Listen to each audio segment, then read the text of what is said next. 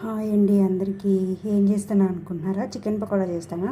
దీంట్లోకి ఏందో కలిపినా అనుకుంటున్నారా? అది ఏందో కాదు చూపిస్తా. ఇది అనేది పచ్చిమిర్చి, అల్లం, తెల్లుల్లిపాయలు, పచ్చిమిరపకాయలు, కొంచెం కరివేపాకు, ఈ మూడు మిక్సీకి వేసి కొంచెం పచ్చగా వేసుకోవాలి. అప్పుడే బాగుంటుంది టేస్ట్. వేసుకొని ఒక 2 టేబుల్ స్పూన్స్, ఇది 1 kg చికెన్ ఇట్లా వేసుకొని బాగా కలుపుకోవాలి. ఆల్రెడీ పచ్చిమిర్చి వేసే కదా, కొంచెం కారం వేసుకోండి.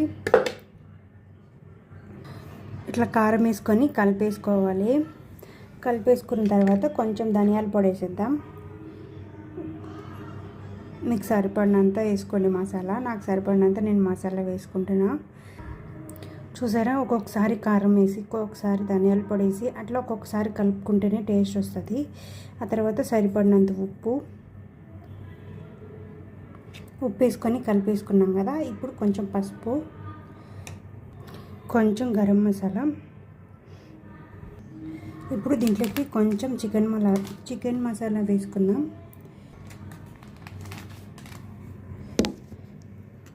చూసారా, కొంచెం చికెన్ మసాలా వేసాం కదా. ఇప్పుడు బాగా కలిపేసుకుందాం అంతా. చూసారా, చికెన్ అంతా కలుపుకున్న తర్వాత కొద్దిసేపు వదిలేయాలి. ఇట్లనే కేజీ చికెన్ తీసుకున్నాం కదా, కేజీ చికెన్కి ఒక గుడ్డ వేస్తాను నేను. కేజీ చికెన్కి ఒక గుడ్డ వేసేస్తాను. అంతా కలుపుకోవాలి. గుడ్డ వేసే ముందర ఒక 10 నిమిషాలు నానబెట్టుకోవాలని చెప్పినా కదా. 1 టేబుల్ స్పూన్ కార్న్ఫ్లోర్ వేసుకున్నాం.